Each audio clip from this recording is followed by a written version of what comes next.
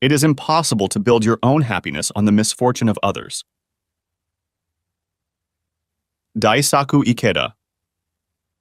My name is Tyler Clinton, and I'm going to tell you my story.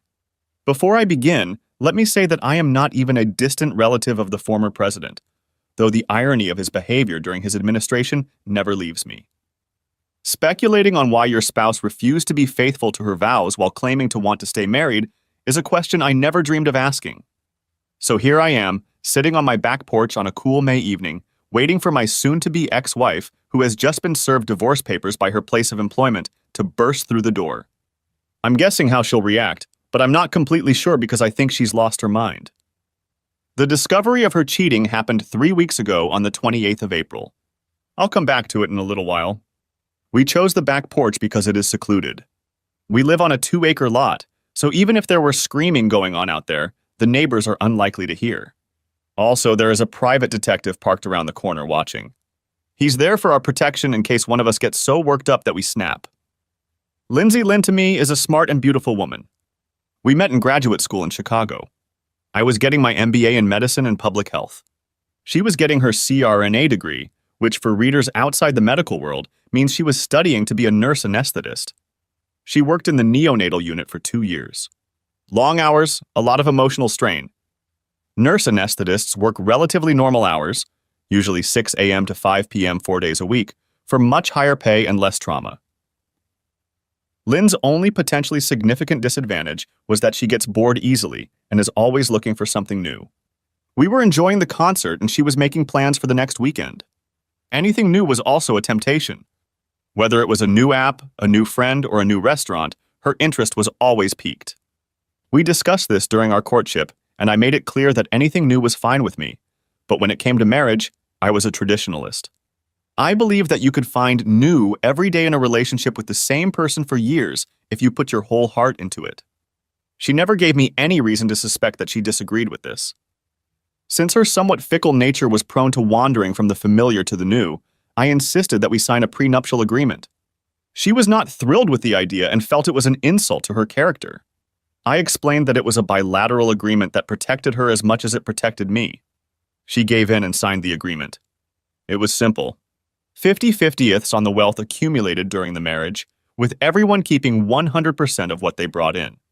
80/20ths if the cause of the breakup was adultery. Honestly, after we signed it, I don't think either of us gave it much thought, until recently. After we got married, we moved from Chicago to Des Moines, Iowa. Low cost of living, strong economy, vibrant and growing downtown, and great career opportunities in the healthcare field. Cold winters, mostly mild spring and fall. Summers that can range from very pleasant to almost, but not quite, unbearably hot. Unlike our neighbors to the south, St. Louis, Des Moines does not have high humidity. Even on hot summer days, there is always a pleasant coolness in the evenings. And the sweet corn in July and August is delicious. It's also the birthplace of Ben Silbermann, the creator of Pinterest. What more do you need? In 8 years, we've both had jobs we love, a beautiful home, neighbors and friends we genuinely enjoyed, and what I thought until 3 weeks ago was a solid marriage. I say solid, not perfect. No one has a perfect marriage because there are no perfect people on the planet. From time to time, we fought. I am a convinced squeezer of toothpaste from the bottom, and she is haphazard. She wants the dishes washed and the kitchen cleaned every night, while I'm content to load the dishwasher for 3 or 4 days before running it.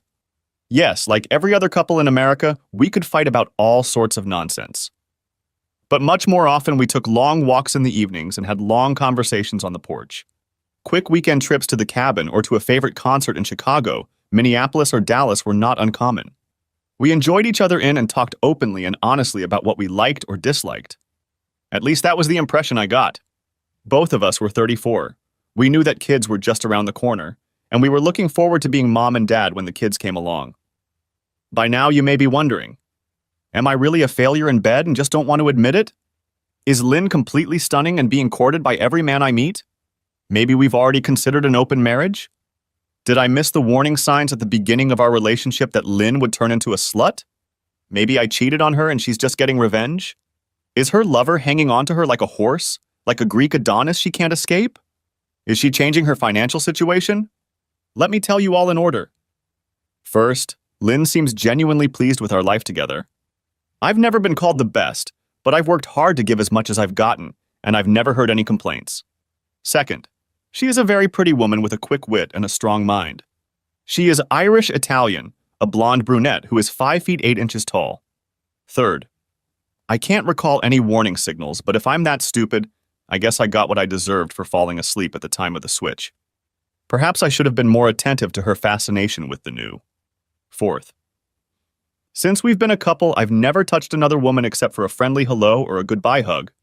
Fifth, I think the honest answer is that he is handsome, but I wouldn't say handsome to death. He's about my height, 6'1", same build, about 180 pounds. Trim and strong, but not ripped. Blonde hair and blue eyes. Sixth, he's only 28, a medical student who's been working in the operating room for the past 2 months. Seventh, he'll have money someday, but since she makes $100 grand and I make twice that, I don't see the temptation of cash, fancy cars, or a luxury home. He won't start making serious money for at least another 10 years. So, as you can imagine, I have no idea how we got here, but perhaps I should share what happened over the last 3 weeks. It was the last week of April, and I was out of town for 3 days for a conference of medical administrators in Kansas City. I was supposed to be there for 4, but when I looked through the workshop offerings on the last day, I didn't find anything that caught my eye. It had already been a good week. On the first day, I met 3 other people from my region who were in similar positions. We eventually formed a small team and got together every night to compare notes. Enjoyed the good camaraderie, networked, exchanged contact information, and laughed over a few beers. Later on the 3rd day, I informed them that I was hitting the road first thing in the morning. Since the trip takes less than 3 hours, I didn't bother with air travel and drove myself. Interstate 35 is a relatively quiet highway with less traffic than most highways. On the way, I listened to Dan Carlin's Hardcore History podcast about World War I. KC has a wonderful World War I museum courtesy of Missouri's only president. Carlin gave me some information before I took a tour before the first session of the seminar. President Harry Truman, by the way, for those of you who aren't aware of what this country is all about. Since I was driving, I was able to hit the road at my leisure. Since I thought I was on my way home to my loving wife, who would be having her first day of a 3-day break, I got up early and was on the road by 5 in the morning. I intended to wake her up pleasantly around 8 in the morning. When I arrived home, Lynn's car was not in the driveway. She drives a 2018 Honda Accord with crystal black pearlescent paint and never pulls into the garage unless it's raining. It hasn't rained in a week. If the car isn't in the driveway, then it's not home. I was a little puzzled. We work out at the same gym, Lifetime Fitness, so she couldn't go out for a run. She always sleeps off on her first day off, but upon entering the house, I didn't see that she was home last night. The bed was made, which never happens unless it's Saturday, laundry day. There was no sign of leftovers from the previous night's dinner in the refrigerator. It was suggestive. I called Lynn, but the call went straight to voicemail. Luckily, we both have Glimpse on our phones, a navigation tracking system that works on any iPhone. I opened the app and saw that her phone was somewhere near the airport. What? We live in Northeast Des Moines, near a private golf course called The Harvester. We both love golf and chose our home based in part on joining this club. The airport was on the southwest side of town. I was starting to get a little nervous and decided that if she answered, I would play dumb. I'd just ask how she was doing. I figured it wouldn't occur to her this early in the day to look at the Glimpse to confirm my location. I waited 15 minutes, then called her a second time. She answered, and that's when my world started to fall apart. Hey, babe, she said in a sleepy voice. Why are you calling me so early on my day off? I'm sorry, Lynn, I apologized, somehow keeping my composure. I miss you, and I had some time before my morning seminar. Just wanted to hear your voice. I realized from the background noise that she was sitting up in bed. Not in our bed. It's okay, Ty, I'm always happy to talk to my favorite husband. Looks like you're still in bed, so I won't keep you up. Just wanted to tell you that I love you and I'll be home no later than dinner tomorrow night, unless you want me to miss my last day and rush home. That would be wonderful, but as soon as I get up, I'm going to run errands right away and then have dinner with Kim and Sally tonight. We planned it 2 weeks in advance, so I can't interfere with them. The girls were 2 of her co-workers. She didn't say anything to hint that she wasn't at home in our bed, so I had to think fast. Okay, babe, I'm letting you go. Hey, before you hang up, could you check the top drawer of my nightstand and tell me if I left the pen you gave me for my birthday in there? I don't have it, and I'm afraid I might have lost it. It was in my shirt pocket. Ty, honey, I really want to roll over and go back to sleep. Can I check it and call you back before I head to lunch? Wrong answer. I knew I usually got something like, I'll check, but I won't be happy if it's not there and you lose my gift. My heart was pounding hard in my chest, but somehow I kept my composure. Sure, Lynn, just don't forget to check. I'll let you go back to sleep. Sorry again for waking you up. Thanks, babe. I'll call you in a little while. Love you. At this point, I was at a loss for words, unable to utter, I love you too. I hung up the phone and headed to my car, hoping for a miracle but expecting the worst. It was a 40-minute drive from our house to the airport. I made it in 30, and I was lucky I didn't get pulled over for speeding. Every time I checked the app, her phone didn't move. If she bothered to check hers and found out I was getting close, we'd have a hell of a fight. However, I was sure she was so engrossed in what or whoever gave her new experience that she would just assume I was telling her the truth and never bother to check the location of my phone. The GPS led me to the Hampton Inn, located down the street from the DSM. I parked at the far end of the parking lot, away from the few remaining cars in front of the hotel. After a few minutes, I realized that Lynn would recognize my car if he saw it, so I moved to the adjacent parking lot of the Quality Inn. I chose a spot where I could watch the comings and goings from the front door of the Hamptons, but not one where she might spot my dark blue Genesis G70. I had no plan. I fought back the tears that came to my eyes time and time again. Was she really cheating on me? With whom and why?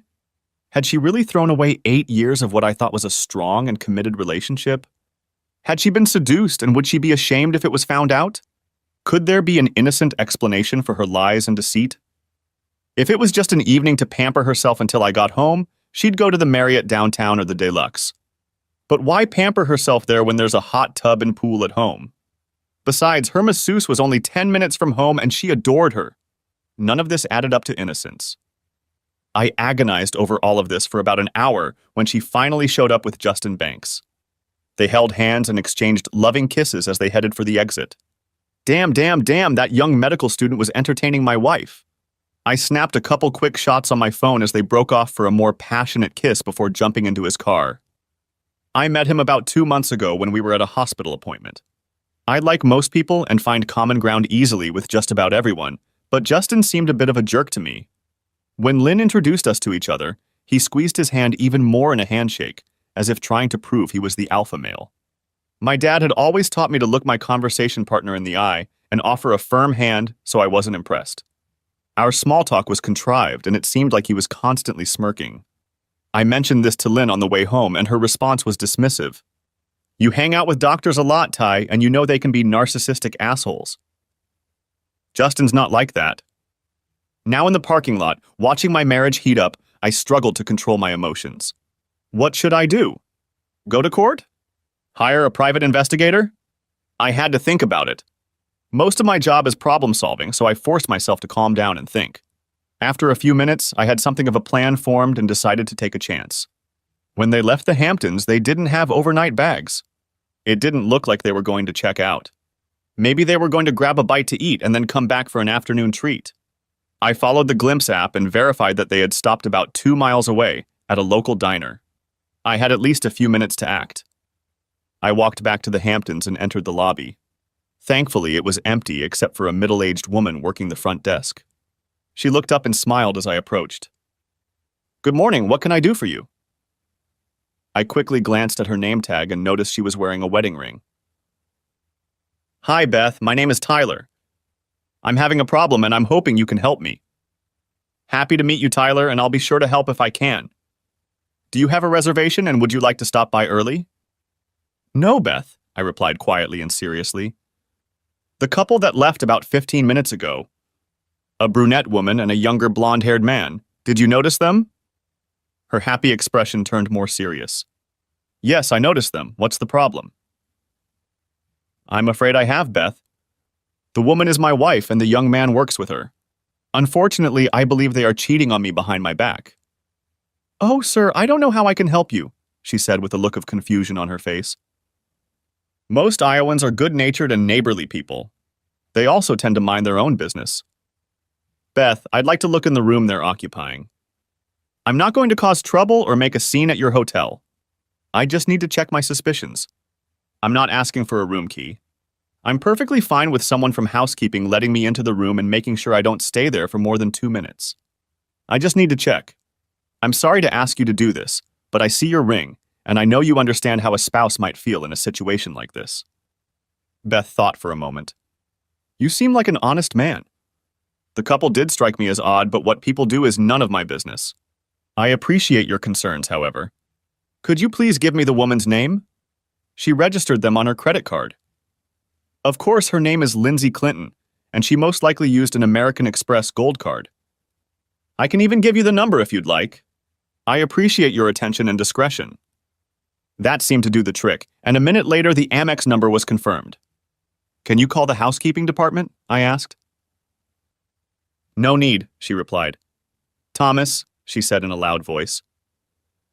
Thomas, also a porter, appeared from around the corner. Yes, Beth? Thomas, I'm going to step away from the counter for about 5 minutes. I'll be on the 3rd floor. You're in charge until I get back. Thomas looked like he'd just been put in command of the White House. Yes, Mom. Beth winked at me and ordered me to follow her. We rode the elevator to the 3rd floor in silence. Neither of us knew how to make small talk when one person had just learned potentially devastating news. We walked down the hallway and stopped in front of room 319. Beth held the key card up to the reader.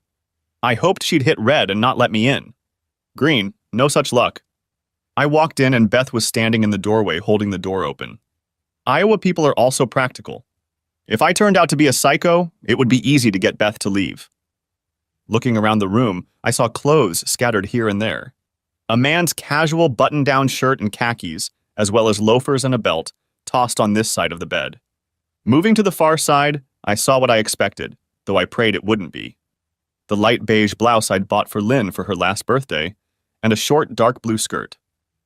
Trying to think straight, I decided that pictures and videos of the room might be helpful. I'm not a lawyer, or I would have known that a 2-foot ambulance chaser could throw the whole thing out on the assumption that it was all set up by me. Unaware of this legal nuance, I scanned the room for about 60 seconds of videotape, narrating as I went along. I am in room 319 of the Des Moines Airport Marriott Hotel. It is 5 to 10 a.m. on Thursday, the 28th of April, 2022. I am in a hotel room that was booked and paid for by my wife, Lindsay Clinton, using her American Express Gold card, number 555173391845520. Don't ask me why I memorize card numbers, I just do. Last night, she checked into a room with a medical school student from her hospital named Justin Banks. Judging by the ambience and the odor in the room, my wife and Justin cheated on me from last night until this morning. I saw them leave the Hamptons about 15 minutes ago. They were kissing and holding hands. I have 2 pictures to prove it. I quickly looked into the bathroom, but there wasn't much to see. Before heading out the door, I decided to grab a couple things to take with me. Otherwise, I could take them in for DNA testing. Not that I'd be surprised by what I'd find out. Plus, it might put Lynn on edge if he couldn't find them. As Beth and I entered the elevator, I started to lose control of myself. Tears were rolling down my face. Beth, a well-meaning woman from Iowa, put her hand on my shoulder and said, I'm sorry, Mr. Clinton. We stepped off the elevator into the lobby, and I started reaching for my wallet. Don't even think about it, son, she said, in a tone that left no room for argument. I smiled, thanked her, and said, I know I shouldn't say this, but if you interact with them, please don't give them the slightest hint that I was here. The corners of her mouth lifted in the semblance of a smirk. She winked and said, I've never seen you or heard of you in my entire life, and I'm insulted that you would suggest otherwise. Well, as you can see, my plan has come to an end. What to do next? I've already admitted that I have no legal knowledge. However, even my limited understanding of divorce in the U.S. told me that I could be in deep shit if I filed for divorce too quickly, despite the prenup. That was the bad news. The good news was that I wasn't expected home until late Friday night. I had time to think and make a plan. Since I was on the south side of town, I drove another 30 or so miles southeast to the small town of Winterset, and 40 minutes later found myself at Rudy's restaurant on John Wayne Drive. Winterset is the Duke's hometown, and there's even a small museum there in his honor. I know this because my father, who could recite every John Wayne movie by heart, used to bring my brother and me here when we were kids. Sitting in a booth in the back row, I noticed a quote from his latest movie on the wall.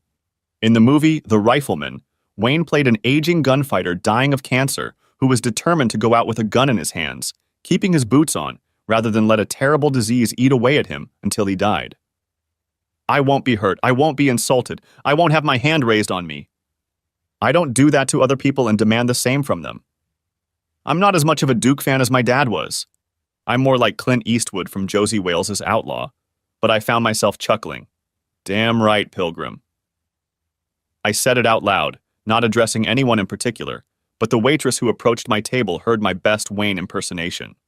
She just rolled her eyes and replied in her best Duke language, "So, young man, would you like a snack?"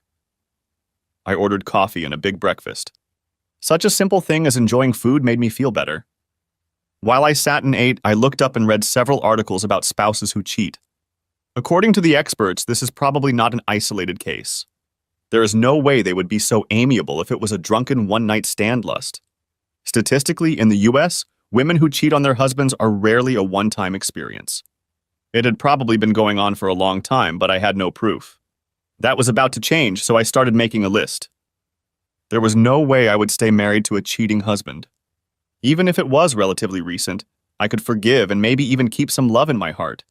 But all trust was lost forever. I would hire someone to help me get proof. Even with a prenup in place, I needed to get solid legal advice from someone who understood the financial side of the equation.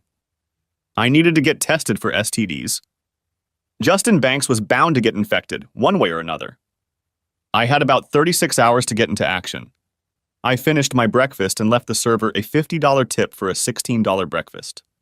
At least one person in the Des Moines area would have a good day. Before leaving the diner, I texted Lynn. "Sorry, found my pen at the bottom of my satchel." A moment later, she replied, "Lucky for you." In response, I typed 6 words, "Screw you, bitch, cheating whore." I didn't actually do that, but it was awfully tempting. I simply replied, "Uh-huh." 2 hours later, I found myself in the office of Templeton, Sharp, and Schaefer. I had met Templeton before at a charity event and knew he practiced family law. He returned my call and calmly listened to my story. "I'm sorry to hear that, Mr. Clinton."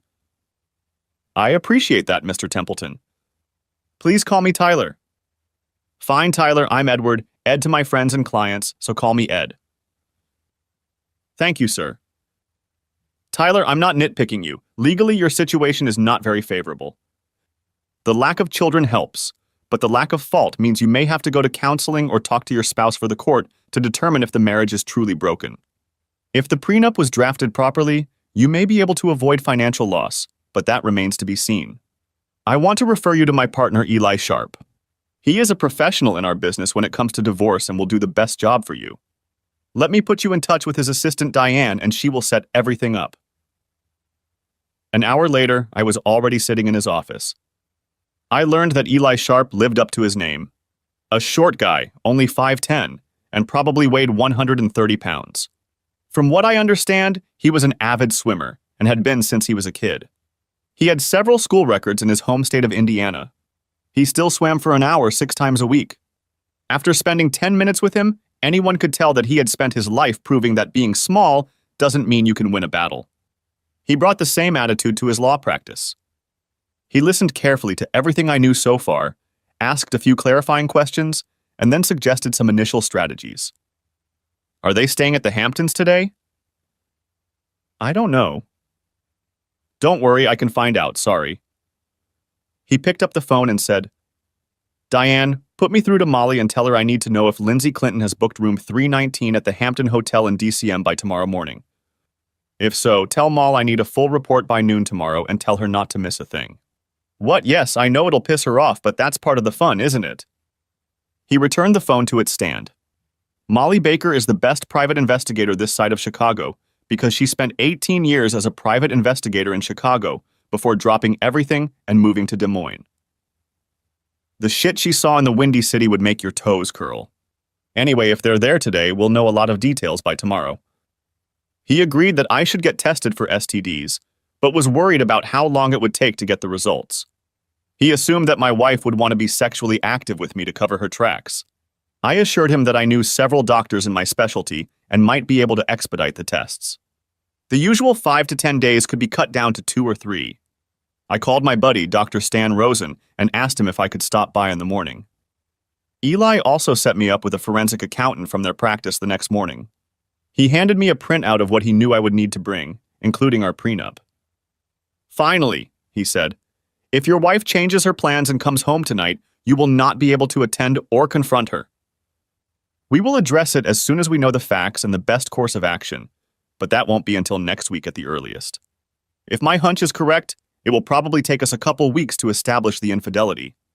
It may not help us in court, but it certainly won't hurt us. Most Des Moines justices of the peace still disapprove of infidelity in marriage, so you should be on your best behavior. Be polite and courteous. To stay healthy, pretend to be sick if she wants to get into it any time over the weekend. Other than that, it's business as usual, okay? So you're telling me that calling her neck and hitting little Justin with a baseball bat is off limits?" "Yeah, something like that. Seriously, can you do that? Anything stupid would sink us." "Yeah, you have my word." That's enough. We shook hands and I left.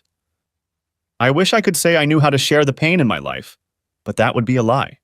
I still had my clothes from the trip, so I didn't need to go inside. I went to another gym, paid for a day pass, and worked out for about 2 hours until I could stand on my feet. Then I took a long steam and shower before checking into the Hyatt Hotel downtown, where I immediately ordered room service. My order included a bottle of Maker's Mark. After my second drink, I turned off my phone and put it away in the closet, knowing that once I got drunk, I would forget where it was. I didn't want to risk calling my whore wife while drunk. Tears, anger, frustration, and more tears all lasted until I passed out. The next morning, I woke up around 7 with the worst hangover I could remember since graduating from college. Forcing myself back to the gym, I took a long, steamy sip from my Yeti glass, which was filled with ice and some more Makers. Whoever came up with the solution for the morning, "bite the dog that bit you," must have known something, because after my shower, I felt almost human again. I spent an hour at the local Starbucks with my laptop, compiling a financial report for the accountant. By 8:30, I was in Rosen's office. I explained the situation to him, and he drew my blood himself. I'll personally take it to the lab and have them return the results to me. I'll have to put your name on them, but doctor-patient confidentiality will keep them confidential until you need them in court. Not your first rodeo, Doc? "Hell no, buddy," he replied in his best Duke voice. Seemed like everyone here loved John Wayne. I may have the results tomorrow by the end of the day, but it could be Monday. I can't put that much pressure on the lab staff. No worries, thanks, Stan. Back at the TS&S, I sat down at the desk with Lois Montgomery. She sorted through everything, kicked all the tires, and looked under the hood of my financial life for the better part of 2 hours. It was about as enjoyable as a prostate exam. When we were done, she took a deep breath and began to summarize. "Well, Mr. Clinton, there's good news and bad news. The prenup covers 80% of your assets in the event of divorce due to adultery. But I don't see you getting anything better than 50/50ths on the house. You can also avoid alimony and obviously won't pay alimony. But you may have to split retirement and savings. I'll prepare a full report and have it to Eli by the end of the day." I thanked her and headed upstairs to meet Eli Sharp again. He was sitting and chatting with a woman who looked to be in her late 40s. Molly Elkington was a pleasant-looking woman with short brown hair, deep brown eyes, and a friendly smile. Her handshake was firm and her gaze was penetrating. I felt like I would have to give an honest answer to any of her questions, so commanding was her gaze. Molly's jacket was hanging on the back of a chair, and I noticed a gun on her belt. Note to self, I thought, never mess with that woman. After a momentary exchange of pleasantries, Iowans, remember, were always friendly, she cut to the chase. "Mr. Clinton, your wife is in a relationship with medical student Justin Banks. Thanks to a very nice woman named Beth, I was able to install audio-visual devices in their room at the Hampton Hotel." She paused and looked up from her notes. "By the way, Beth asked me to mention that she has a lovely niece in Cedar Bluffs if you're interested in that in the future." I turned some of the videotape into photographs and enhanced the images to make your wife's identity unequivocally undeniable. They returned to the hotel around 1 o'clock yesterday afternoon and stayed there until 6 o'clock when they went out for dinner. They ate at a Chinese diner in West Des Moines and returned to the Hampton around 8. According to my boyfriend in the lobby, they checked out of the hotel around 10. Banks got into his car and she got into hers. Mrs. Clinton went home and is still there. She handed me a large file folder across the table. There are pictures and a thumb drive with video in it. I don't advise you to look at these, ever, but if you do, give yourself some time and space to deal with what you'll see and hear. I am truly sorry for Mr. Clinton. I hate cheaters for what they are and the damage they do. I did a little digging on you as well, and it became clear to me that you don't deserve the way your wife is betraying you. She and Sharp exchanged a few more remarks and ideas on how to proceed over the next few weeks to establish a pattern. Then she got up, threw on her jacket, shook my hand, wished me well, and walked out the door. Sharp went to his cabinet and poured me a shot of Knob Creek Limited Edition to calm my nerves. I tipped it into myself in one gulp and prepared for our conversation to continue. We discussed several aspects of the situation. I brought him up to speed on my blood tests, and we discussed the financial aspects of the impending divorce. What is your ultimate goal, Tyler? I mean, what's most important to you when the dust settles? I thought for a moment. I want to leave as soon as possible. I can be patient and not do anything stupid, but just the thought of being around her makes me nauseous. I really want you to do everything you can to make sure the terms of the prenup are honored. I can put up with the division of the house and other small assets, but there is no way I want her to come out of this in a strong financial position at my expense. Further, I would like to salvage what is left of my dignity. I want it to be known that it was she who was unfaithful, not me. No irreconcilable differences. I don't want to go after the hospital, as I work there too, and frankly, I don't see any fault on the part of Unity Point Healthcare. However, I do want it to be known that she and I broke up because she was having fun with Justin Banks behind my back. Finally, I want to hurt Banks. I don't know if you can convince the hospital that it's in their best interest to remove him from their program, but I really want him to drive a UPS truck in Goodland, Kansas for the rest of his days. Sharp replied to each. First of all, I think you're okay with the prenup. I'm cautiously optimistic. Second, we will make sure that the news of the reason for the breakup reaches everyone. However, that does not preclude the court from ordering counseling to see if the marriage can be saved. Assuming your wife has no interest in divorce, I would be dumbfounded if her attorney doesn't go for it. They are likely to behave aggressively, if for no other reason than to drag out the case in the hope that they can soften you up and get you to change your mind. Finally, you should temper your hopes that Banks' career will suffer. You're right, the hospital can cut its losses, especially if incoming students sign some sort of pledge regarding behavior during training. However, I wouldn't get my hopes up on that. Tyler, you're going to have to go home in the next day or so. You might be able to come up with an excuse to stay away for most of the weekend, but you have to come back soon and play the happy husband like your life depends on it. One sniff of what you know, and we run the risk of her going on the offensive before we're fully prepared. I take you at your word that you will not go near Banks under any circumstances. If you think you'll crack, I'll call Molly and ask her to put one of her guys on you for a while. I assured the lawyer that I would behave accordingly, even if I had to bite my lip until it bled. It was Friday early afternoon when I left Sharp's office. I sat in my car for 30 minutes trying to figure out how to drive home without blabbing. I couldn't see any way to succeed, so I did the next best thing I could determine. I pulled onto southbound Interstate 35 again, heading toward Kansas City. Lynn was waiting for me at home around 7. After driving about 90 minutes, I pulled into the small town of Bethany, Missouri, and found the local tire shop. Behind the counter was a 40-year-old guy wearing a shirt with the name Ed embroidered on it. He looked content reading his Sports Illustrated and was in no mood to be bothered with work late on a Friday night. As if I didn't care about that. Can I help you? Yeah, I need 4 new tires. Ed took a deep breath of frustration. Apparently, the Chiefs' offensive line situation for next season was now more appealing than making money. He stood up and headed for my car. These tires have at least 10,000 more miles to go. You don't need new treads. He looked disgruntled. He had no idea what real disgruntled looked like.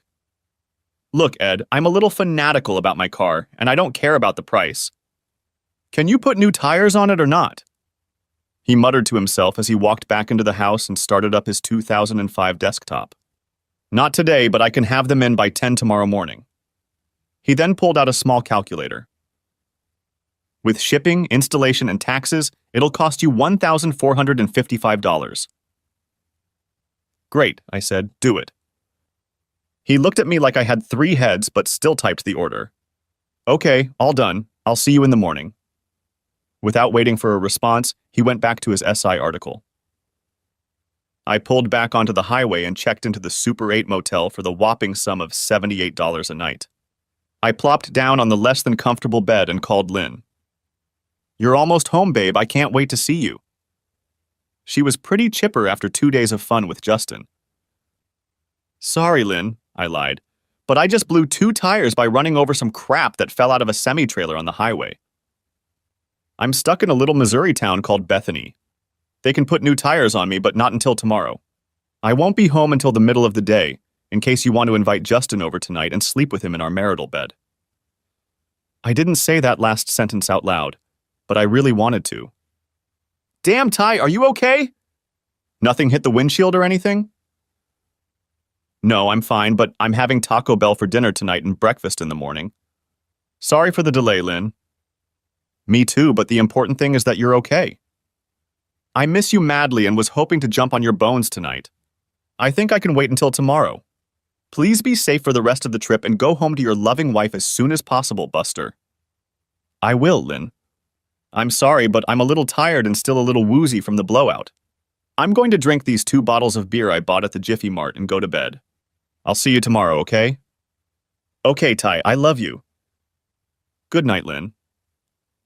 I knew that at some point I would have to lie some more and respond to the I love you too with sincerity in my voice, but it wouldn't be tonight. I had no way of knowing if she picked up on my lack of response, but at that moment I didn't care. I walked over to the desk and opened the envelope Molly had given me. It showed my wife cheating on me with Justin. After recovering and brushing my teeth, I went back to the scene of the crime and inserted the flash drive. Opening the program, I saw an entire video of my wife having fun with Justin. After an hour of excruciating emotional pain, I began to feel the rage building up inside me. Yes, I was heartbroken. She was selfish and disrespectful, could not describe what I had just witnessed. My anger at Justin would surely grow, but at the moment I was filled with white-hot anger at the woman who I thought loved me and had committed to being my faithful wife.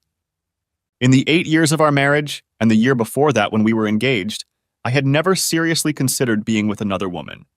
I don't mean to say that I never looked or had a fleeting thought. I wouldn't mind jumping on her bones when I saw a beautiful woman.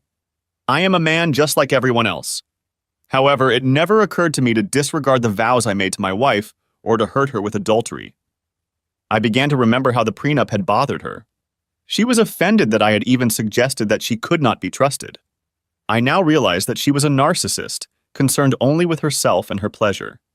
She didn't seem to understand the kind of commitment I thought love required. So yes, this revelation broke my heart. But I was also furious. There was no way this was going to go unheeded. No way that was the final word. The next couple weeks were going to be tough. But screw her. Now I would play my part. All with the intention of getting away from that bitch as soon as possible. And Dr. Justin, her big stud, would pay too.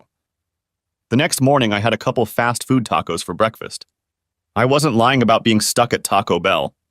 2 cups of coffee helped wash that taste away as I headed out to meet my new friend Ed and pick up 4 new tires. In the morning, Ed was less grumpy. He smiled when I walked in. I guess he realized he could sell my tires for a few $100 in cash and pocket it without the IRS finding out anything. On the wall hung a couple of deer heads and a picture of him squatting next to a dead deer with a bow across his lap. Maybe he'll use the money to buy himself a new compound bow for next season. I don't know why, but the thought made me feel a little better. By 11:30 a.m., I had 4 new tires, and I was out of excuses to head home. During the ride, I started thinking about how I could mess with Lynn's head. The thought of touching her made me cringe. Before heading home, I made one stop near Des Moines. I pulled up to the house around 1:30. Lynn's car was in place. I walked in the front door and heard Siri playing some light jazz. It sounded like Norman Brown's Just Chillin' album. I rounded the corner and walked into the kitchen where Lynn, swaying to the beat of the music, was washing dishes. She must not have heard me come in. I grabbed her. "Damn, Ty, you scared the shit out of me. Let me go, you bastard." I just left a mark on her neck. Maybe it would be Dr. Banks' turn to be jealous. Surprises and novelties, yes. Neanderthal, no. What the hell, Ty? I bet you put marks on my neck and I'll be embarrassed in the operating room on Monday. That's not what I meant, Ty. It's just that you scared me. I guess I overreacted. I'm so glad you're home. Come on, let's go upstairs. I instantly let her go, turned around, picked up my bag, and headed up the stairs. Just forget it, Lynn. Maybe you can just tell the gang that your idiot husband got carried away and rudely hurt your feelings.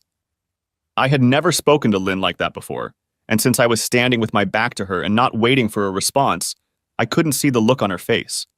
All she said was, "Whatever you say." I unpacked my bag, took a quick shower, changed into my Saturday clothes, and headed down the stairs. When I got downstairs, Lynn was sitting at the kitchen table texting. She put her phone face down on the table and looked up at me. There was no forgiveness in her eyes, but the anger had dissipated. I guessed who she was texting with. Ty, Leave it alone, Lynn. I've been gone for a week, 2 days more than I intended. All I could think about was getting back to you, but apparently my coming over and trying to spice up the relationship didn't meet with your approval. You were the one who told me to hurry home so you could touch my bones.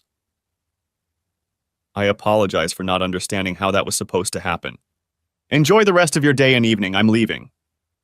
I didn't give her time to respond, but I'm sure she was stunned. Even when we argued, I never lashed out or spoke in harsh tones. We disagreed, of course, but for the most part it was measured and respectful. I just walked out the door, got in my car, and drove away. I went to the clubhouse, changed into casual golf clothes, and hit a couple bags of balls. After that, I worked on my pathetic pitch. I sadly thought that with the advent of bachelorhood, I would have some serious time to shave a couple strokes off my game. Unfortunately, given the circumstances, that didn't do much to improve my mood. A couple hours later, I settled into the men's locker room, grabbed a beer, and chatted about this and that with a handful of fellow doubles players. One of them was Tom Harris, a local investment banker who was a good friend of mine. While we were talking, I learned that his wife Connie was out of town for the weekend visiting her relatives in Denver, and I invited him over for dinner. We went to the Mulberry Stith Tavern downtown just as it opened at 4 p.m. We had a couple glasses of bourbon and sampled their top-notch burgers. They were showing the Cardinals and Mets game on the big screen. With all my hectic pace, eating a burger and discussing pitching staffs with a friend made me feel like a little piece of normalcy, and for that I was grateful. We left around 7 p.m., and I checked my cell phone. There were 6 text messages from Lynn about 30 minutes apart, starting about an hour after I left. Ty, I'm so sorry. Please come home so we can talk. Ty, where are you? Come home. Stop ignoring me, Ty. I know you're seeing these messages. Go home now. What, Ty? Okay, but don't say I didn't ask you to come home. I'm not the one acting like a stubborn asshole. No, I thought to myself. You're just the lying, cheating slut. I didn't say anything back. Instead, I went to the local movie theater. I saw a new movie called Firestar, about a girl who discovered she could set shit on fire just by using her brain. I wish I could have found her and taken her to Banks. The movie ended just before 10 and I headed home. As I pulled up to the house, I saw that Lynn's car was gone. I can't say I was disappointed, but I also realized that she was probably being comforted by her lover. I went back to the club and had a couple drinks for the night, then got home around 11:30. Lynn was back. She was sitting in our bed. Thanks, I can't believe you left and didn't answer my texts. Where did you disappear to? Her tone was firm, indicating that she considered herself the offended party. Well, in order, club, dinner with Tom Harris, movie, home, back to the club again since you weren't here, then back again. And you? She lowered her eyes for a moment, not meeting my gaze. Nowhere in particular. Have you been with anyone? Not really. Met a friend at Grounds for Celebration Coffee Shop. With who? Does it matter? We need to talk about what happened earlier. Okay, talk. Ty, I'm sorry I reacted the way I did, but your aggression scared me and I was confused. You threw me off balance and made me defensive. Your groping and stroking didn't turn me on. Part of my love for you is based on how much you respect me, and your actions didn't feel like love and respect. Lynn, I admit that my actions were different, but the fact that you asked me to spice it up a bit a while ago seemed to indicate that you wanted to bring something new to our physical relationship. Something more radical. If that's not it, then explain it to me so I can see where you're going with this. That's what I said, but I was thinking more romantic. A candlelit dinner or a weekend at the beach with lots of hugs and caresses. I'm sorry, Lynn, but we've done all of those things many times over the last 8 years. Weekends away, long walks holding hands, romantic conversations by the fireplace. I don't believe what you're saying.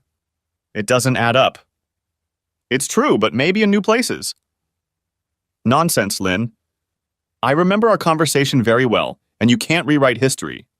If you've changed your mind, say so, but you don't have to lie and pretend you weren't suggesting I spice things up physically. Ty, why are you acting like this? You're so literal and dogmatic. I may have said it, but how can you interpret it as bend me over the counter, or leave a bruise on my neck for everyone to see? Lynn, do you remember what you were wearing when we were talking? What? No, why does it matter? It's important because it's relevant to our conversation. I was working in the yard, had just showered and came out of the bedroom. I've never seen you like this before. I'm pretty sure we didn't come up for air for at least the next hour. So how do I go from this to a romantic weekend on the beach holding hands? I'll let you pick 10 husbands of your choice, tell them this story, and ask them how they would interpret your invitation. If at least 9 of them don't say something like what I did today, I'll buy you any new car you want. That's just ridiculous, Ty. No, not only is it not absurd, it's absolutely accurate. When you dress up for your husband and ask him to spice things up, it's not because you're in the mood for romance. Again, you're trying to change what happened to make you right and me wrong. Ty, your stubbornness is getting us nowhere. Why don't we just let it go and you come to bed and just hold me? Sorry, Lynn, that won't work. If you don't like that kind of behavior from me, fine. I won't try again. But you don't have to act stupid with me and demand that it's my fault. You care more about people seeing that I gave you a hickey than you do about my feelings or opinion. I'm not interested in keeping you, so you can assume I've admitted I was wrong. Good night, Lynn. With those words, I turned and headed for the guest bedroom. Ty, come back! I'm not done talking to you, damn it! I ignored her, assuming my first attempt at FWLH had been successful. I avoided contact with her without giving myself away. I highly doubted she was putting 2 and 2 together and getting 4. She was too shy to even flirt with the idea that I knew she was cheating on me. There have been chilly days in our marriage, but on Sunday we just froze. We avoided each other. We didn't talk. I spent most of the morning at the club and the afternoon working in the yard. I went to bed before she did, and when she came into the bedroom, I was already in bed.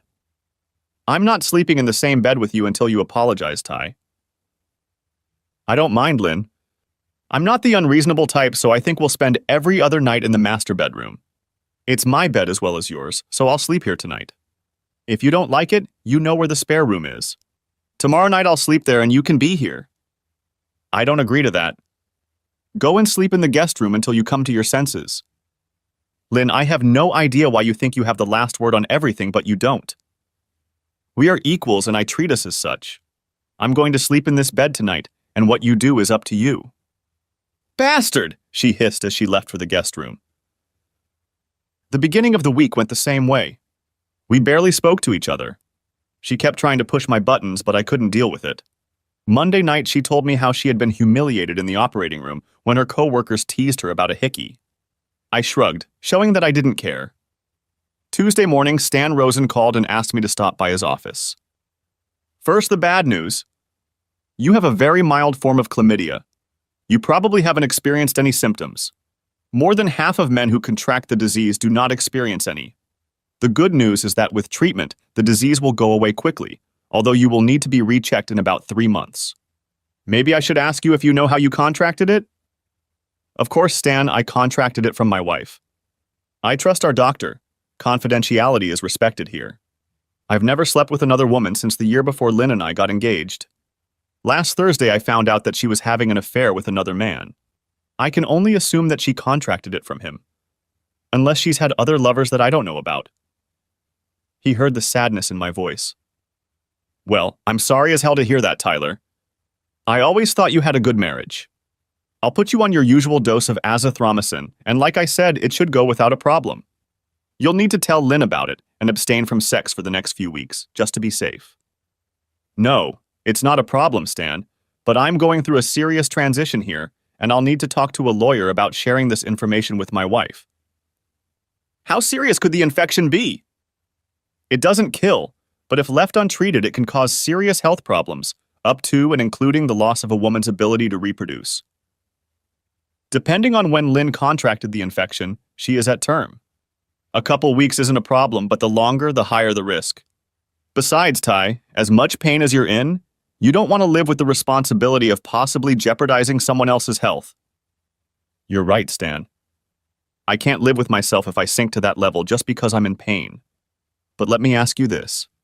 I haven't noticed any symptoms in her, so is it safe to say it's still early and she doesn't know what she's contracted yet? Maybe, maybe not. Some women never feel symptoms, but that doesn't mean the disease can't do serious damage. I can't tell you what to do in that case, but I will say that waiting more than 48 hours would be wrong.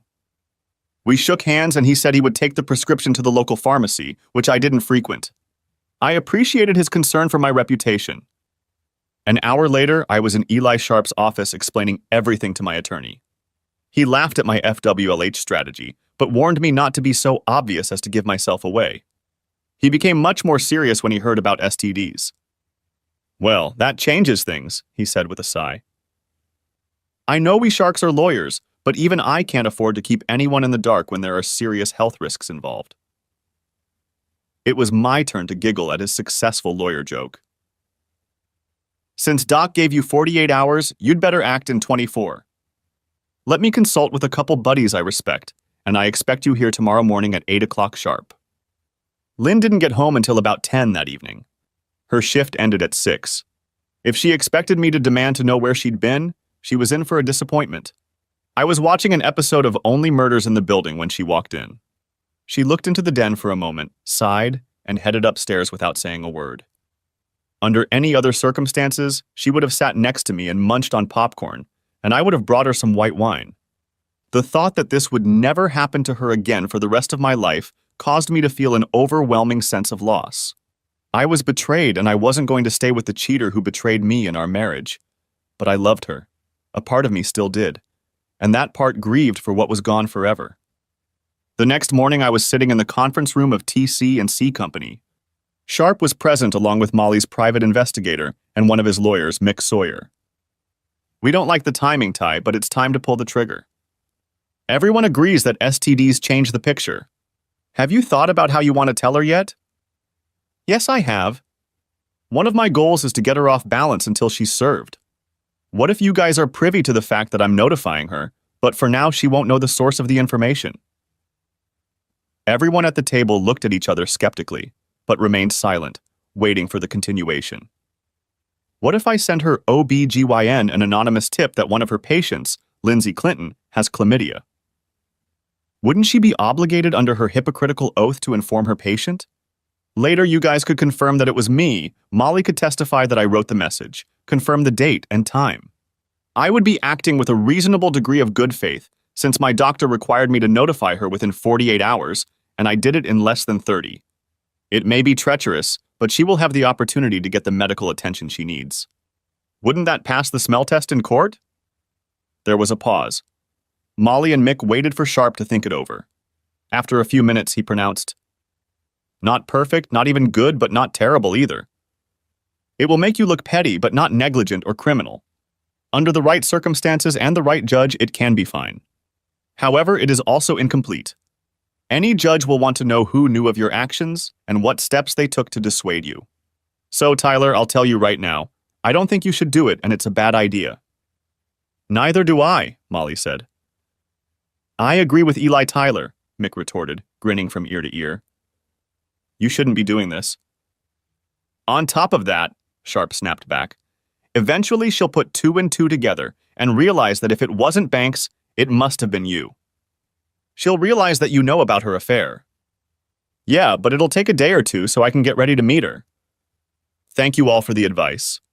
However, I am determined, so when I leave here, I will pick up the phone and send a message to Dr. Pamela Connors." In that case, I want to be a witness, Molly replied. I don't want to be told later that I just believed you would do everything, but never checked that it happened. We discussed a few more details, after which I left. 40 minutes later, Dr. Connors received a strange message from an unknown source. On the other end turned out to be private investigator Molly Elkington. Doctor? Connors, I have chosen to remain anonymous, but I am aware that one of your patients, Mrs. Lindsay Clinton, has a sexually transmitted disease, chlamydia. Now that you have this information, I trust you to immediately act as her attending physician and offer assistance to your patient. Thank you. Finished with the conversation, I smashed the phone to pieces and later that afternoon, on my way home, threw it into a pond about 5 miles from my house. There was no one nearby to witness my complete disregard for Iowa's littering laws. About the time I was discarding the burner, Molly was parking outside Dr. Connor's office when a black Honda Accord pulled into one of the parking spaces. Lynn got out of it, looking a little disheveled, and entered the office. 45 minutes later, she came out looking even worse. Molly followed her to the local pharmacy where she picked up a small prescription bag. Shortly thereafter, Lynn returned home. I sat on the porch and watched the coverage of the Cardinals' 10-0 victory over the Royals. Since we still didn't talk much, she didn't say hello and just headed up the stairs. About half an hour later, she came out onto the porch, freshly scrubbed, and abruptly lowered herself next to me, letting out a deep sigh. Ty, why don't we call a truce and go back to our place? I don't know, Lynn. How do you propose we declare a truce? How about we just end this argument and leave it at that? I'm not sure that works for me, Lynn. Why not, Ty? She looked like she genuinely wanted to know. Perhaps the revelation about her STDs had jolted her a little. I'm happy to forgive and move on, Lynn. I've apologized several times for misinterpreting your spice it up a bit comments, but as far as I know, you still don't think you've done anything you need to apologize for. Thus, refusing to do so would seem to imply that you win and I lose. I'm not trying to come out on top, Lynn, but I think we're equally at fault for the last few days, but you don't see it that way. Fine, she replied with slight irritation in her voice. I'm really sorry about that. So, is everything okay now? No, Lynn, it's not okay. I've known you for almost 10 years, and I know when you're not saying what you think you're saying. Your words may be right, but your tone shows that your heart hasn't changed. Tell me I'm wrong, Lynn. Explain where you're wrong, and we can move on. She looked at me for a brief moment with sadness in her eyes. I thought that maybe she was going to tell me about the whole episode of her cheating. I didn't expect a sincere apology given what I heard on the tapes, but maybe I was wrong about her. Would I be able to forgive her and work on our marriage? Honestly, the thought scared the hell out of me. But I shouldn't have worried. Her eyes gave her away as she returned to her righteous indignation. She was still blaming me. At that moment, I realized without a shadow of a doubt that it was over between us. You're just so stubborn, Tyler Adam Clinton. I apologized and you threw it back in my face because it wasn't up to your standards. Okay? Okay? You're the one who led us down a dead end, and it's your fault if we don't find a way to work this out. Well, Lindsay Abbott Simon, she said, deliberately using her maiden name. I'm sorry you feel that way, but I can see in your eyes and hear the tone of your voice that you may be using the right words, but in your heart of hearts, you believe you are innocent and I am guilty. You are convinced that I am proud and unreasonable, so I'm offering you a deal. If you can find even one of our close friends who truly believes that I am an arrogant jackass who never apologizes or admits his guilt, I will accept your conclusion. She rose to her feet, glaring at me, and stomped off the porch and into the house. I took a deep breath. It had been almost a week since I had discovered her blatant disregard for her vows in our marriage. The next 2 weeks would be nearly impossible. It was time to look for options. The next morning, I was in my boss's office. Connie Silverton was a fair but tough boss. You don't become the CEO of a major medical facility without it. It was hard to do, but I laid out my situation to her.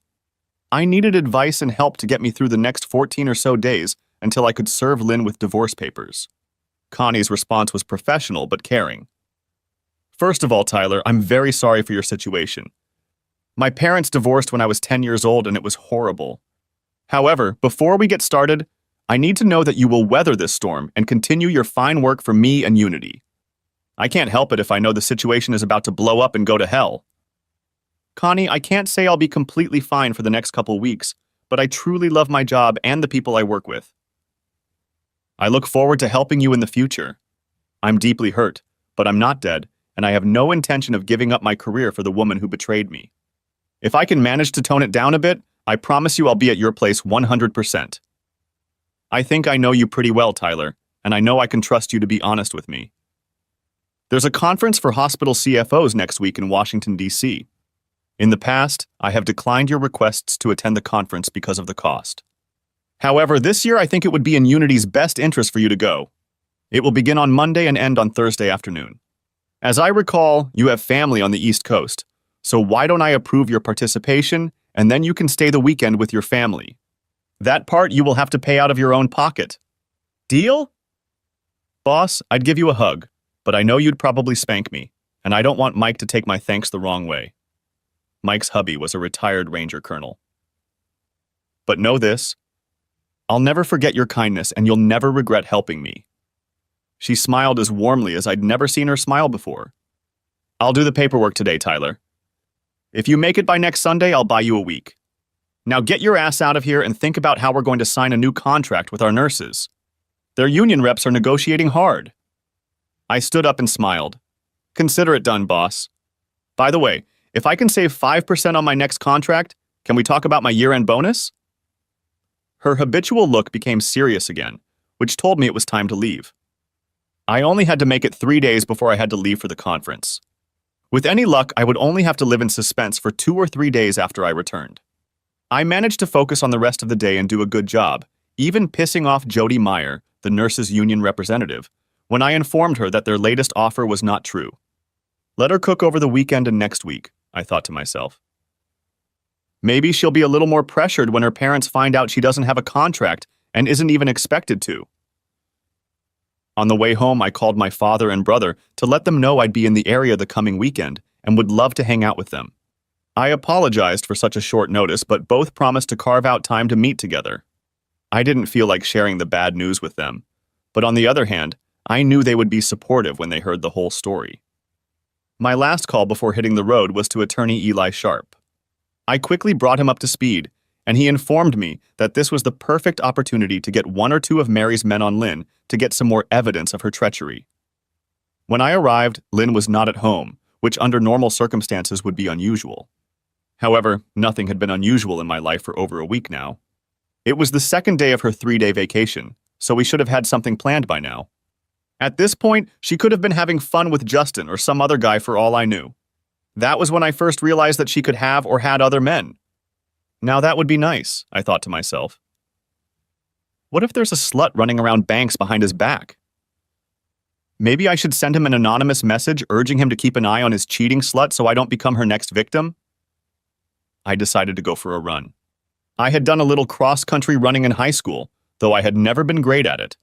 However, running 3 to 5 miles a couple times a week helped me clear my head.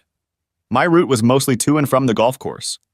A couple good hills on the way there and back gave the run a nice cardio element. Today I ran more intensely, trying to exhaust myself so I could possibly sleep that night. My world was crumbling around me, and since I had gone into survival mode, I rarely allowed myself to slow down to assess my reality. It was good to run and think.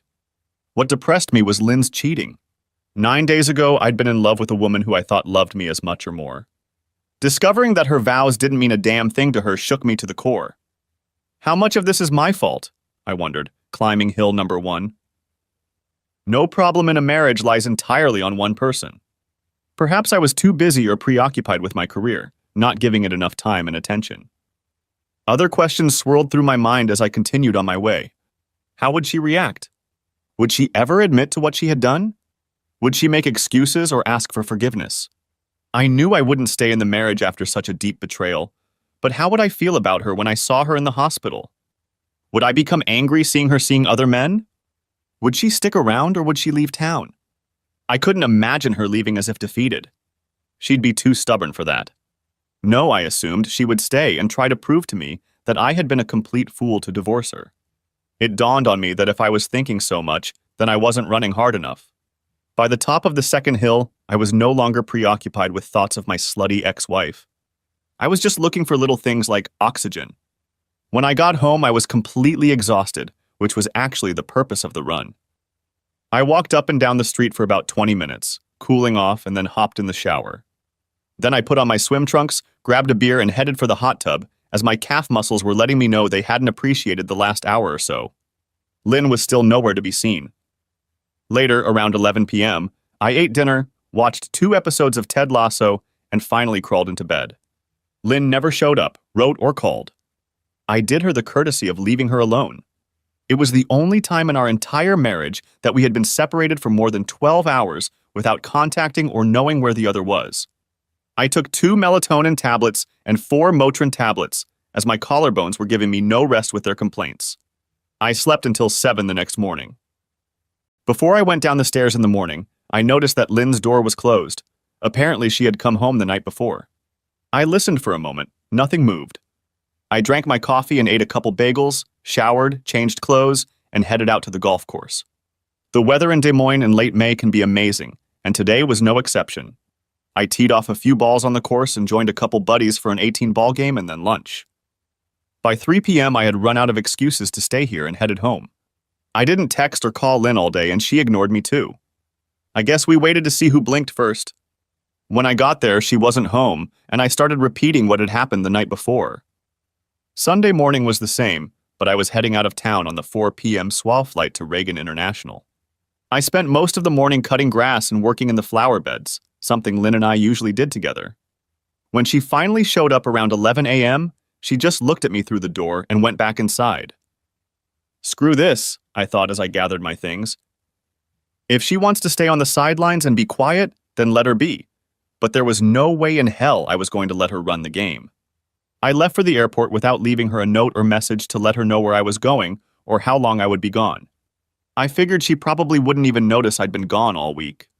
I hoped she would notice, and I hoped she'd bring asshole Justin over and sleep with him in our bed so I could add that to her list of naughty things she'd done. On Tuesday, 2 things happened. First, I got a call from Eli telling me that Mary's relatives already have some new pictures and videos of Lynn and Banks. No doubt they were doing well. The second incident surprised me. Lynn finally texted me. The message exchange was not polite. Where are you? In Washington. What?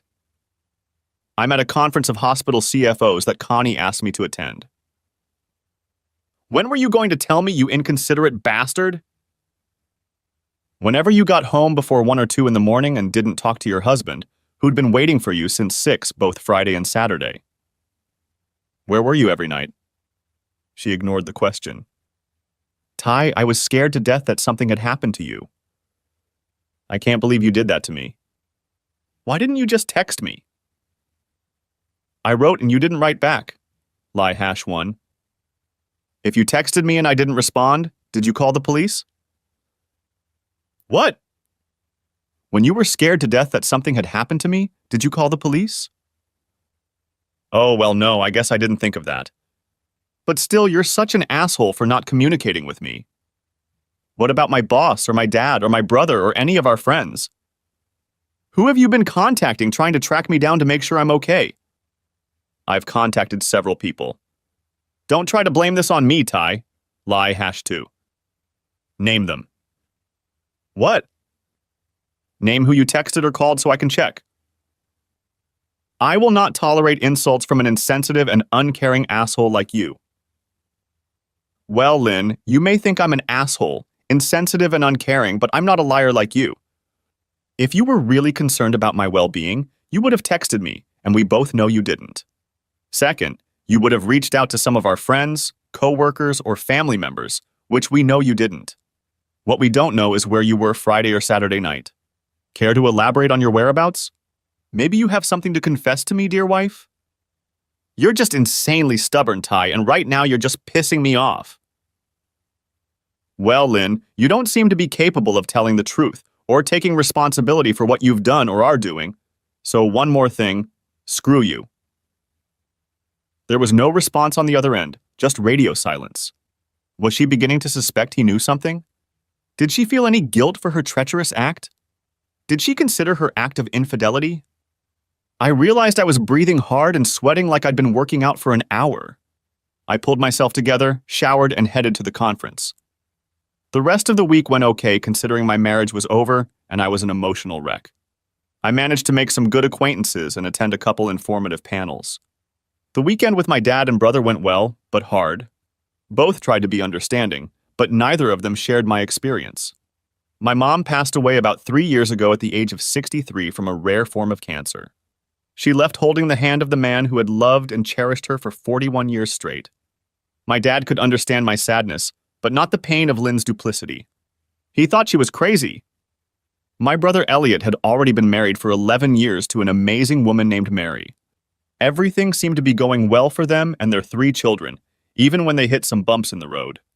Mary and Elliot still looked at each other with adoration and resolved their infrequent arguments quickly and without too much anger. My brother seemed to be on the same marital path as my father. I was happy for him.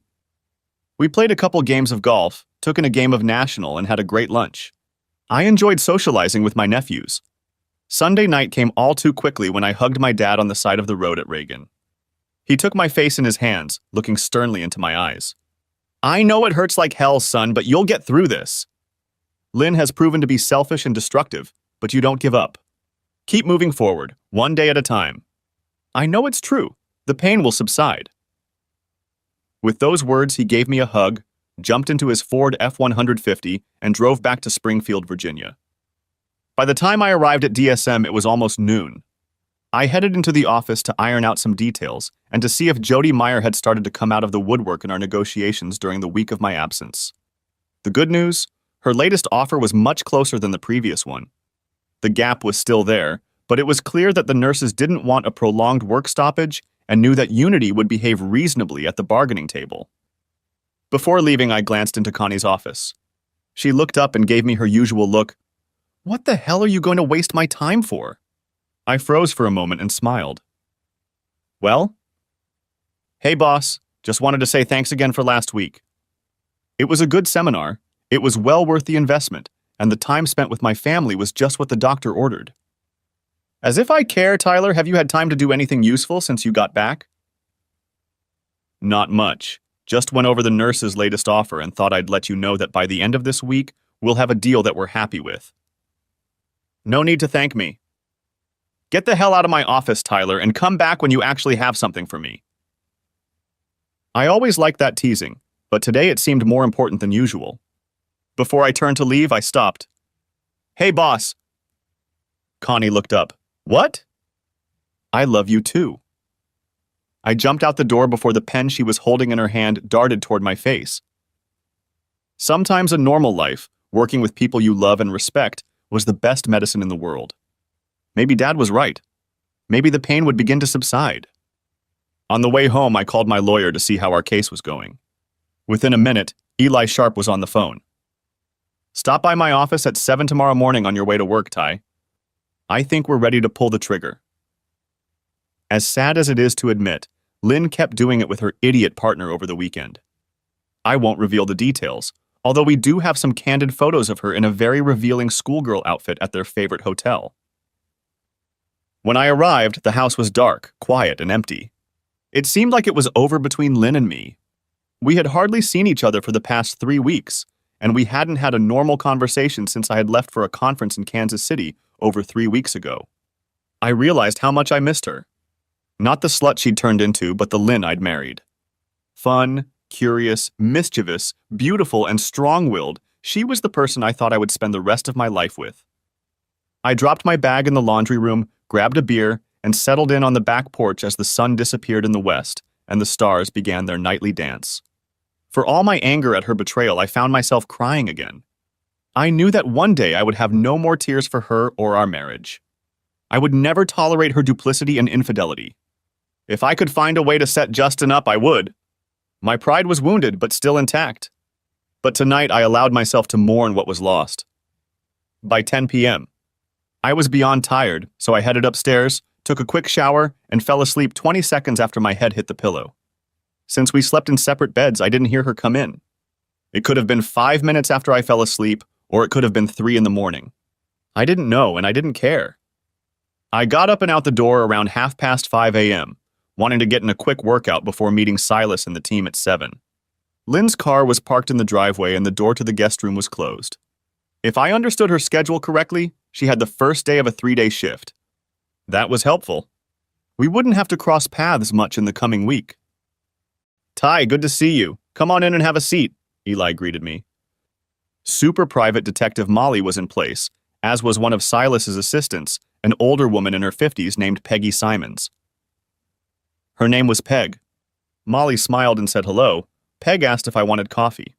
After a minute or two, we got down to business. Sharp began.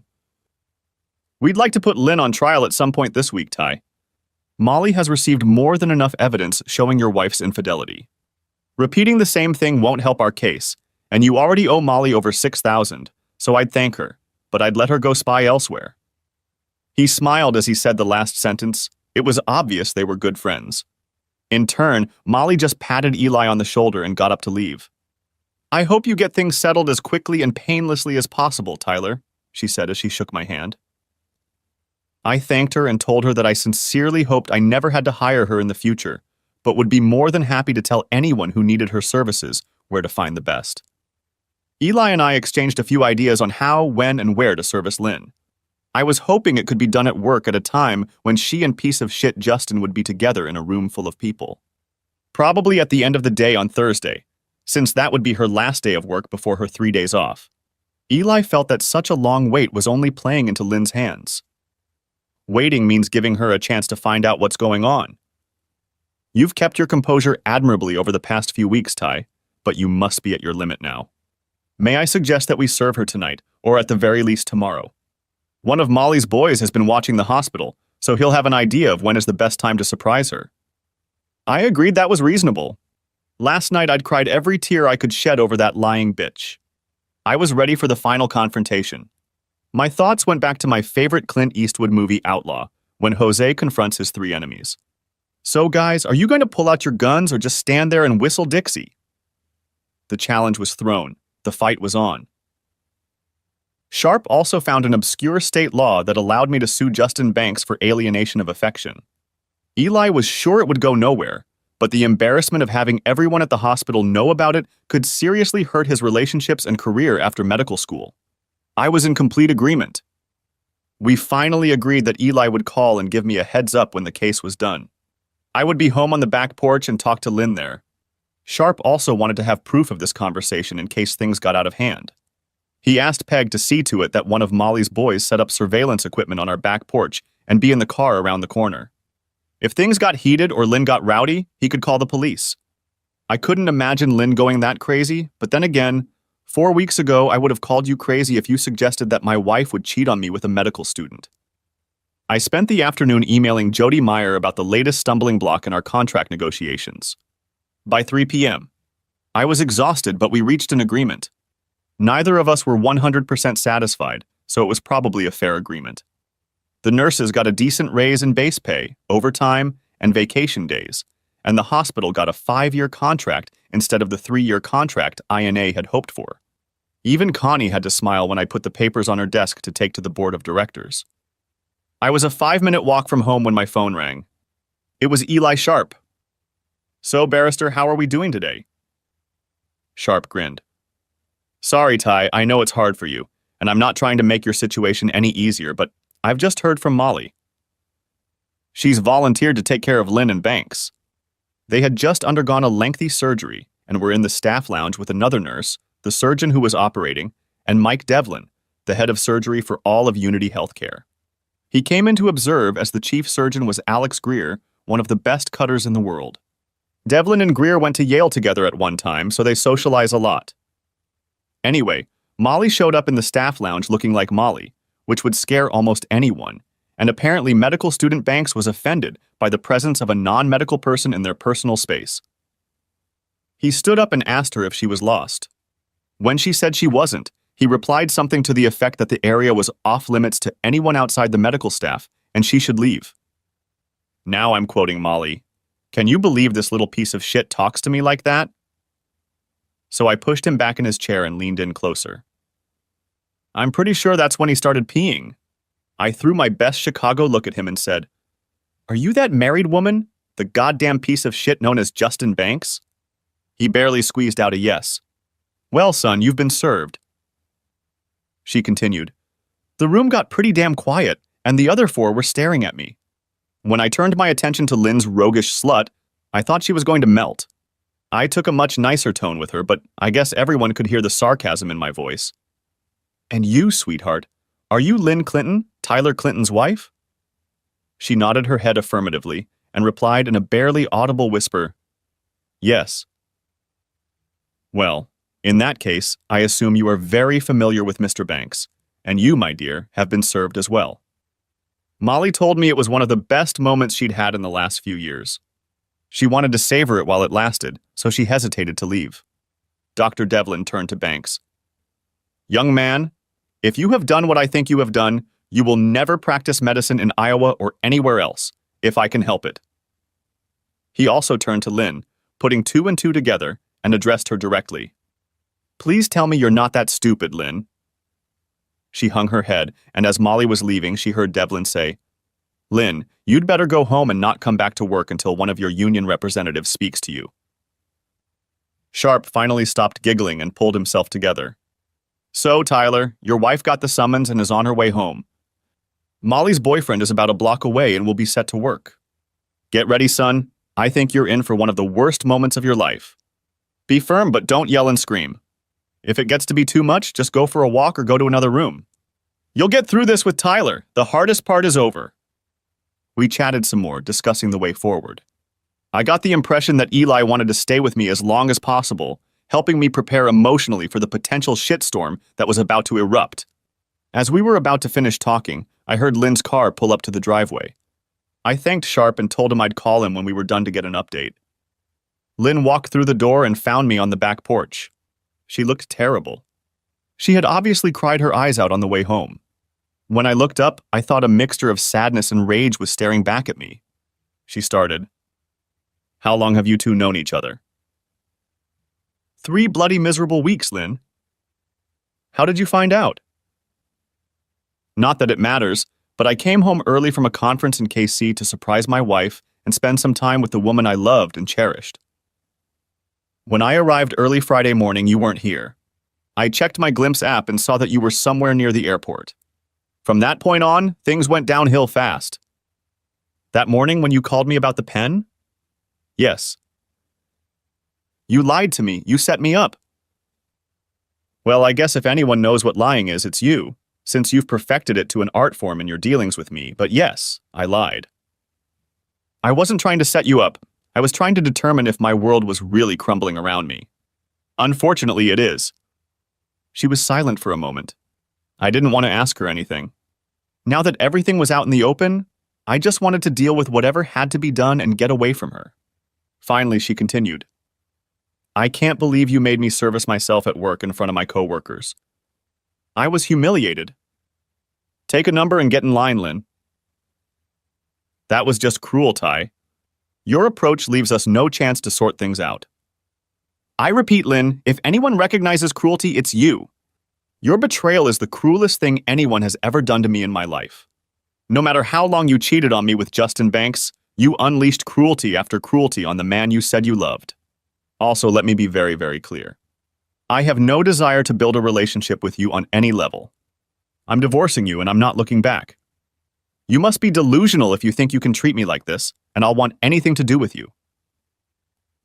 Finally, she sat down on the other end of the couch from me. But Ty, I love you. I understand what you're saying, but I never meant to hurt you or be cruel to you. Justin was just a little fling. I know it was wrong and I shouldn't have done it, but I know we can work through this as adults and grow stronger. Lynn, I'm trying to keep my composure, but you just ruined our marriage. Any reasonable adult can understand that. Yes, I've seen pictures and videos of several of your escapades at the Hampton Inn airport. You can't be such a child to think that if you play the part of the grieving wife, I'll just ignore the pain and hurt you brought into my life. I can't believe you were spying on me and Justin Ty. Why didn't you just talk to me about it when you found out? I could have ended our relationship with him right away. You took it to the extreme. Lynn, I shouldn't have spied on you. There shouldn't have been anything secret between us, especially infidelity. Why would I talk to you about anything? Nothing that comes out of your mouth will ever be believable to me again. Extreme is the infidelity of your faithful husband, Lynn. Look in the damn mirror for a moment and pray that you see the truth. I had no idea if my suddenly idiotic wife understood any of this or not. Nothing seemed to get through to her. She was just looking for an easy way out to brush off her betrayal. Every time she opened her mouth, more nonsense flew out. Ty, divorce is the last thing we both want. Not only do we live here, but we work at the same hospital. What will people think? It would be so embarrassing if we got divorced while living and working in the same place. And also how humiliating for both of us if coworkers and friends hear some of these details. Come on, baby, you realize how bad that would be for both of us. Lynn, I've been living with embarrassment and humiliation since that Friday morning when I saw you and the jerk walk out of the Hampton Inn, right after you lied to me on the phone about where you were and what you were doing. The divorce will be a welcome relief to me because the attention will be directed at you too when people find out about your betrayal and debauchery. I'd ask you if Baby Banks was your first and only extramarital affair, but no matter what you say, I won't believe you. Thank God we don't have children yet. The thought of raising kids with you makes me sick. Why the hell would you want to stay married to a man you have zero respect for? Ty, what can I say to make you realize that Justin was just an infatuation, an affair, nothing more? No emotion, no love. I realize now that it was wrong of me to fool around, but of course you should know that I love you and only want to be with you. I promise that from now on I will never even look at another man. Well, Lynn, if you say so, let me tell you, you must be the most delusional whore that ever walked the planet. You lied to me and cheated on me for months. Then you gave me an STD you contracted from your boyfriend, and I'm supposed to just say, "Okay dokie, honey, don't worry, let's just pretend nothing happened and go back to the honeymoon?" Let me be very clear, Lynn. I will never touch you again. I'll divorce you as soon as possible, even if I'm financially screwed. I'd rather live in a shack, destitute and alone, than in a mansion with you. The pain I've been experiencing for the past month has been beyond me. If it wasn't for the support of family and friends, I'm pretty sure I'd be lying face down in a ditch right now. You did this to me, Lynn.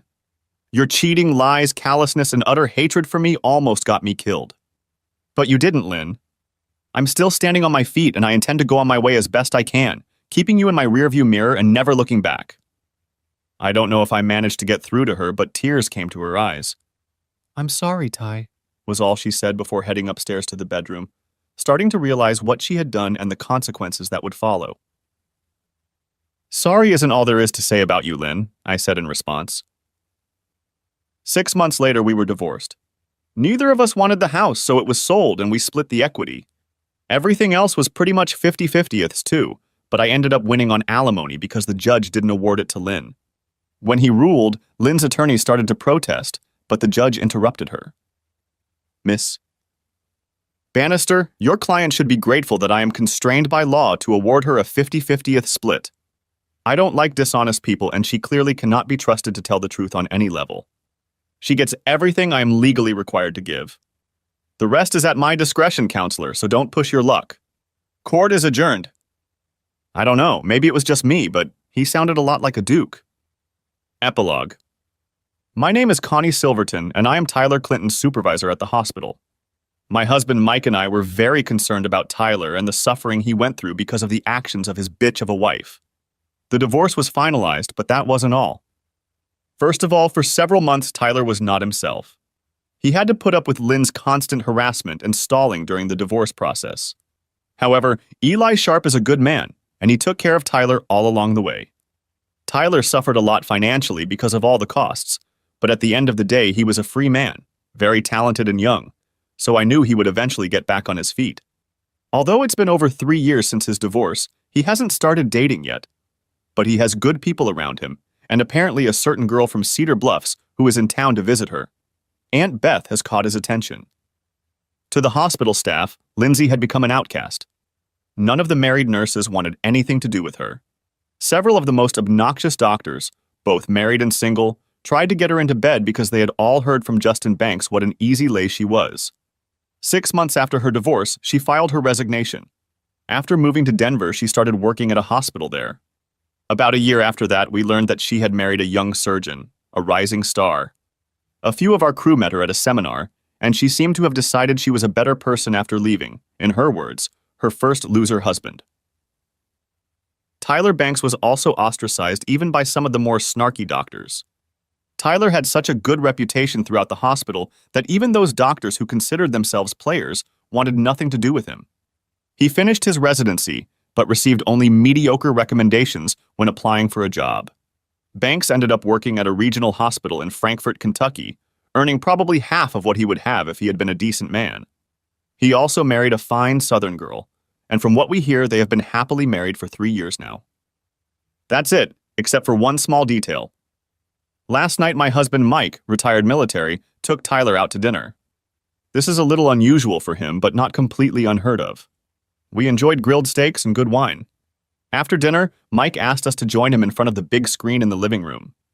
Tyler and I looked at each other with a, "What the hell?" look. But Mike had captured our attention. He assumed his old Army colonial pose and began. "Tyler and Connie, what we see and what we talk about tonight is for just the three of us. What we see will be destroyed and will never be remembered or mentioned again." I knew this side of Mike and nodded in agreement. Tyler noticed me do so and replied, "Okay, Mike, whatever you say." Tyler, almost 4 years ago, a disgusting woman and a piece of shit caused grievous harm to a man that Connie and I love like a little brother. We have spent many hours talking about this injustice and praying that someday, perhaps somehow, the scales will balance. As you know, I have many friends and contacts in government during my 24 years in uniform. I've accumulated quite a few debts over the years, and over the past 12 months I've turned to several markers. Please watch the screen. For the next 20 minutes, we watched 2 videos with our mouths open in shock. The first was about Dr. and Mrs. James Thaddeus of Denver, Colorado. Mrs. Thaddeus, the former Mrs. Tyler Clinton, was sobbing and screaming at her husband. "You bastard, how could you do this? I've been faithful to you since we were married, and today I get a video of you cheating on me at the Hampton Inn. You bastard, I hate you, I hate you. How could you cheat on me and ruin our relationship? Get out of my house now." When Dr. Jim got up and left, Lindsay just sat there sobbing until she picked up the envelope, opened it, and read, "Betrayal hurts like a bitch, don't it, slut?" The second video showed Justin Banks standing outside his home in Kentucky. It appears he was in a quiet neighborhood with no other homes nearby. His sweet Southern wife was tearfully holding a handful of glossy 8*10 photos of her husband cheating. At that moment, 3 large men began to approach Banks. One of them was dressed in a sheriff's uniform. "So, bastard, did you think you could screw over our sister and get away with it? There won't be a piece of you left to identify if your body parts are ever found." Banks cried like a baby. Before the screen went out, a uniformed man was heard to say, "By the way, Tyler Clinton's friend Colonial Silverton sends his regards." Another scene appeared. It was a gorgeous young woman, similar to the one in the video and photos. She simply smiled into the camera and said, "Mission accomplished." Thanks for watching, I hope you enjoyed it, so subscribe to my channel and watch the next video.